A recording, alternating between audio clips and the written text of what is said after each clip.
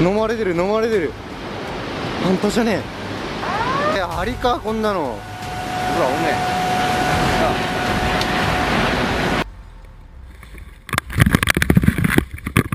I don't know what's going on with this dude.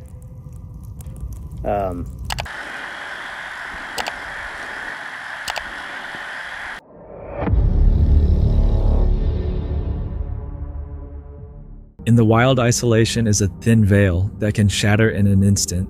These are encounters where shadowy figures stalk remote campsites and wounded grizzlies charge through terrifying rifle jams. When a routine trip turns into a fight for survival, will you be ready to react? Or will you realize too late that you aren't alone? Meet Brian Waters, the creator behind the YouTube channel Brian Waters Outdoors.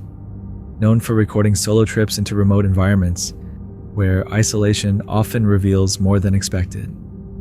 On January 24th, 2026, Brian headed out alone to spend the night deep within a secluded mountain cove, preparing for an incoming ice storm that would soon shut down the surrounding region. What began as a controlled overnight trip quickly shifted into a tense camping encounter. I'm gonna get a little bit more set up, probably go hang out there by the creek, get my camera, wait for something to happen. Well guys, I don't know what it is about this little spot, but I've had a really good time on this episode. It's been super relaxing.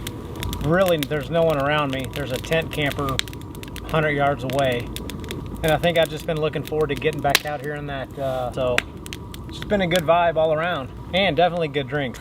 I'm struggling to get the second one down. I hate to admit, but it's been a good evening. As night settled in, the surroundings stayed calm, quiet, and undisturbed.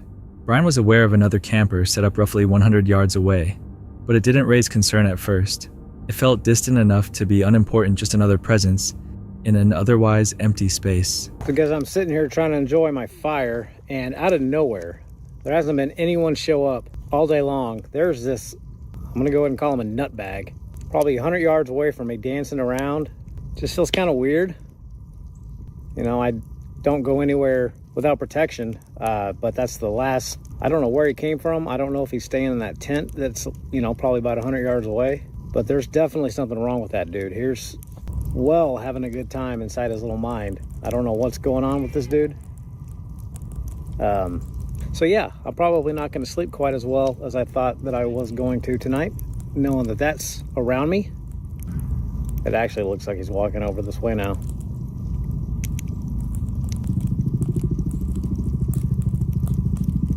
After that, a lone figure appeared without warning, completely out of place, moving erratically in the darkness. The behavior immediately stood out. As darkness made visibility worse, Brian had to rely on his phone to track the man's movements. There was no clear direction, no obvious purpose, only unpredictable motion, and the growing realization that he was no longer alone. I can't see him with my eyes anymore, but I can use my phone, which is surprising, and I can see what he's doing, and he's finally, I guess, trying to start a fire. He's out there chopping live trees down to get his firewood. So yeah, very interesting. But I will say, my gosh guys, it is very warm in here. It is nice and toasty. It's gonna get cold tonight. Curtain put up on the back for sure tonight, and at least on this side tonight I've got this wood side panel for my diesel heater. I guess get into. Oh, what a nut. Inside, he secured his space-reducing visibility and limiting exposure. The tension stayed with him throughout the night. There were no direct attempts to approach the vehicle, no confrontation, but the uncertainty never went away. What started as a routine overnight stay became a camping encounter shaped by unpredictability. The individual didn't behave like someone simply passing through or casually camping nearby. In the end, Brian stayed inside, avoided escalation, and made it through the night. But the experience left behind a question that lingers. In places where you expect to be completely alone, how do you prepare for someone you didn't plan for? This camping encounter comes from City Boy, the creator behind the YouTube channel of the same name, known for capturing raw and unpredictable experiences in remote and isolated environments. On January 25th, 2026, he set out alone into the mountains, choosing to spend the night inside his camping car, far from any signs of civilization. What began as a simple overnight challenge quickly turned into a deeply unsettling camping encounter, one that would leave him questioning whether he was ever truly alone out there.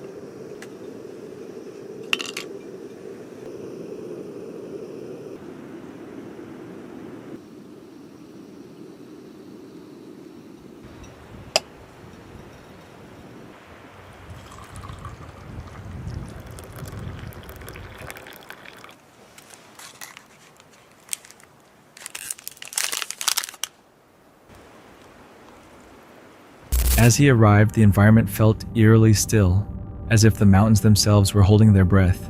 He parked his vehicle and began settling in, moving with quiet confidence as he prepared for the night ahead. A cup of coffee warmed his hands, while the silence wrapped around him, complete and undisturbed. He adjusted his setup, expecting a quiet, uninterrupted night. Without warning,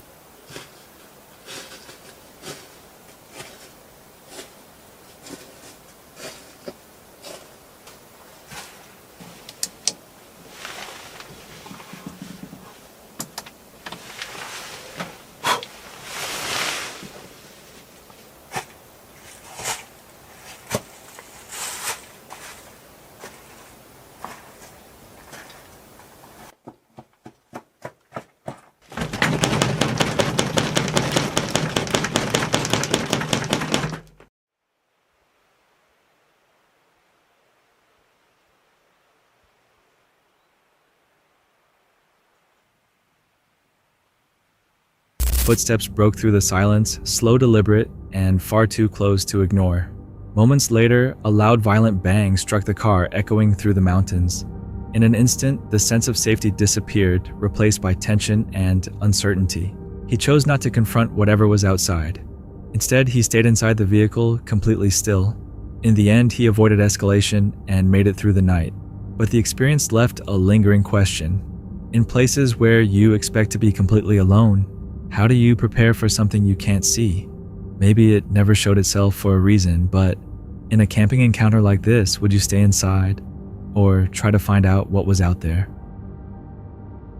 On January 28th, 2023, a video was uploaded to the YouTube channel Stuck in the Rut, and it quickly went viral. It follows siblings Tana and Trevor during a brown bear hunt deep in the Alaskan wilderness. After several days in the backcountry, they finally spot the bear they have been tracking. What should have been the final stretch of the hunt suddenly turns into a dangerous situation. The hunters try to close the distance for a clean shot, but the bear moves higher up the mountain. Despite exhaustion and difficult terrain, snow ice, and steep climbs, they continue pushing forward. The wind makes it even harder to stay undetected. Hey!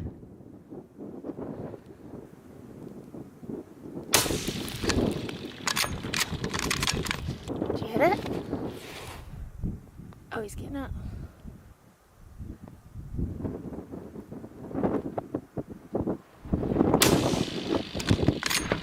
Here we go.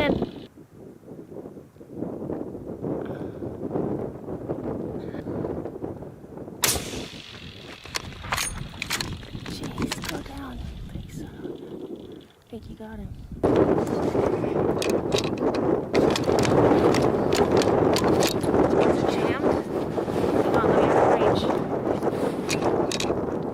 Trevor sees the bear within range and prepares his rifle, but at the worst possible moment, the gun jams as he struggles to fix it. The bear begins moving toward them. Trevor manages to fire 3 shots. All of them hit, but the animal keeps advancing. Even wounded, the bear does not stop. The distance between it and the hunters closes quickly. When the gun jams again, it becomes clear it is time to run. We just had this bear up there. It was bedded when I shot it, and it actually came running after us. All the way down the hill. This is its tracks and blood trail. They turn off the camera. This is no longer about filming. It is about survival as they flee. Tana pulls out her phone to record what is happening. The bear chases them down the mountainside, forcing them to abandon their gear. Only at the very last moment does Trevor manage to fire a final shot, and this time it brings the animal down. This story could have ended in tragedy. It serves as a clear reminder of how dangerous wild animals can be, even when wounded, and it leaves many wondering how anyone can truly prepare for moments when nature refuses to back down. This footage shows a hunter handling a captured baby moose, unprepared for what happened once the restraints were removed. Here now. Come on, little girl. Hey.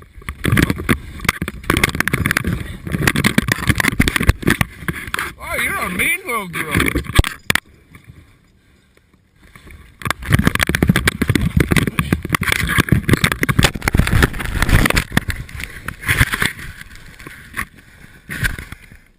The animal reacted, suddenly catching him off guard.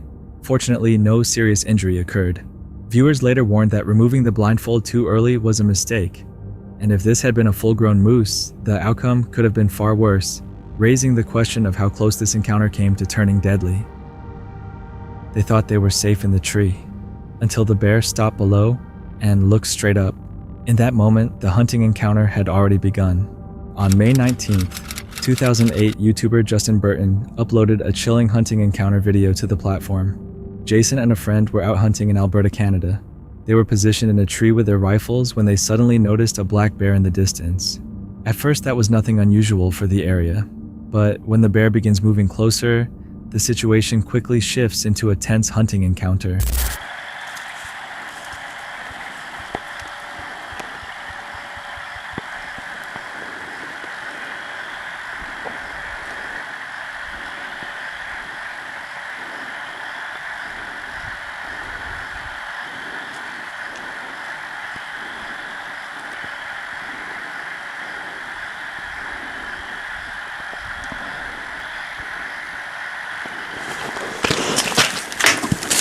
Oh no.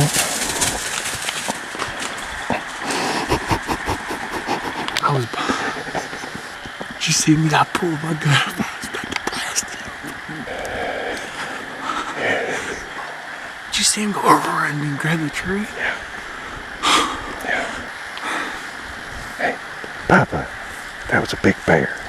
I should have blasted him a long time ago. Why did he attack my tree like that? Huh? The animal slowly approaches the tree, clearly aware of their presence. It circles while looking up, almost studying them. The tension builds with every step, then suddenly it lunges upward toward the trunk before dropping back down and running off into the forest. You can sense the fear in Jason's friend's reaction, and honestly, it makes sense. Hunting wildlife is one thing, but facing a predator that powerful at that distance is something else entirely. If you were in that position, would you stay still or move before it gets closer? No one expects a day on the water to go so wrong that it ends with a call for help, but this fishing encounter shows just how close to death a routine trip at sea can become. In August 2022, deputies Buddy Spratt and Dan Hill responded to an emergency call about a vessel in distress. What they encountered would leave even experienced boaters shaken. Is the sheriff all right? Run up there.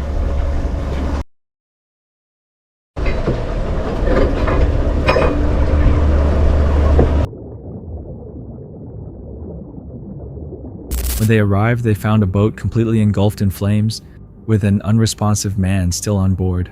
The heat was so intense that their own vessel began to melt from the proximity. Without hesitation, both deputies jumped onto the burning boat. They had only seconds to act before the entire vessel would be consumed by the flames. Back up. All right, stop right there. Hold on. All right, go. Working together, they grabbed the unconscious victim and pulled him toward safety. The fire intensified with each passing second, but they managed to get him off the boat and onto their own vessel just as the situation reached a critical point. Moments after the rescue, the boat exploded into a massive fireball.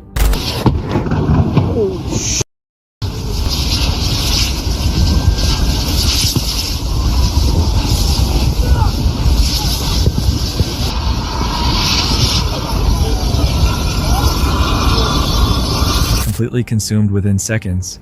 If the deputies had hesitated even slightly, the outcome would have been very different.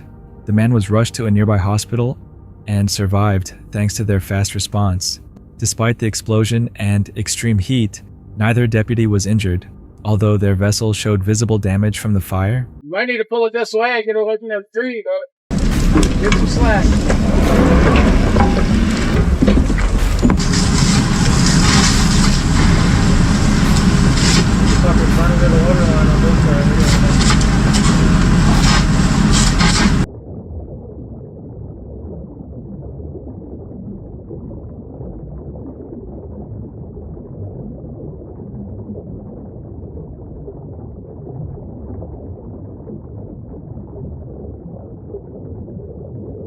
The entire rescue lasted less than a minute, but in that short time, 2 deputies risked everything to save a stranger's life. Sometimes events like this show how fast things can change and how a few seconds can decide everything. If you were in a fishing encounter like this, would you act immediately or hesitate when it matters most? 45 kilometers north of Fukushima lies the coastal city of Soma. On March 11th, 2011, a local resident standing on a hillside began recording as a powerful earthquake triggered one of the most devastating tsunamis in history. 普通に歩いてるおっちゃんいいんだけど死にたい The camera continued rolling as the first warning signs appeared offshore. Even as people nearby stayed calm, the ocean began to rise and shift in the distance. あー上がってきてる上がってきてるあれどんどん水上がってるよこんなゆっくりなもんなの津波だからじゃんこれ湾になってっと What began as an unusual movement of water quickly turned into a series of increasingly powerful waves. 船も全然進まねえあれ俺止まっちゃっても押されて逃げたらいいのな一隻逃げてったな長さ入ってた The mood shifted as waves crashed over Soma's wave breaker. ずっといねっかダメだなそうそうあ来たあれ来たあれあれあれ上がってきたやばいやばいやばいやばい横から来てるああもうこいつだってやべえぞやべえ合図もやべえ合図もされて手棒さん乗り上げんでねえよ逃げろ逃げろ逃げろあ逃げたあれあっちのやつ While much of Soma City was high enough to avoid the impact, everything below and east of Route 6 bypass faced the full force of the ocean. 生きてんだよねコエットハートバーンってあでもいいのか東からだもんな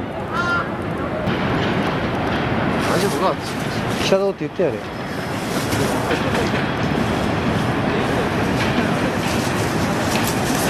With each passing minute, the tsunami intensified.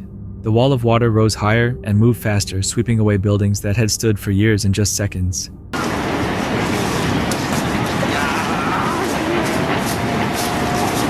やべえこんなこれ見せダメだな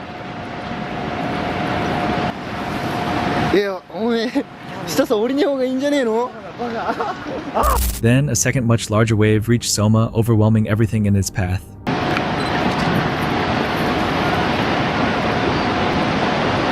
大東君下さ行ってみんな上さ行ってっかこっちの方さ上がってっか確認しろ上がってねえよって上がった方がいいってげえマジかあマジだうわすげえよその飲まれてる飲まれてる半端じゃねえ船は大丈夫かやべえ震えんだけどマジで海だ The town was swallowed almost instantly, as powerful waves carried cars, homes, and debris inland. あそこの船危なくねえかあれ逃げらんねえぞ火事きれい火事あ沈んでるあそこの船はうわ来た来た来たバカバカバカ逃げろ逃げろ早くただど押せ押せ風にしねっかうわー縦に行ったあー縦から行ったダメだこっちの手前のはありかこんなのほらおめ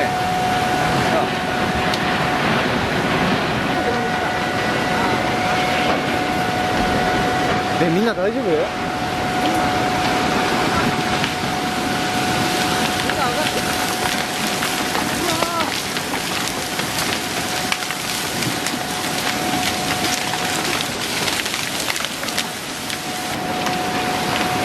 大丈夫かよ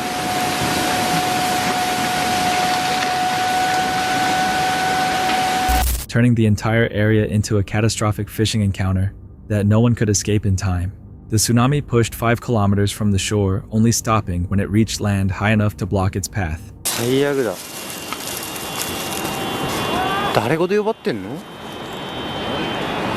助け求めてる Parts of Soma City were left unrecognizable, with buildings reduced to empty shells. At least 450 people lost their lives, and many survivors were permanently changed by what they witnessed.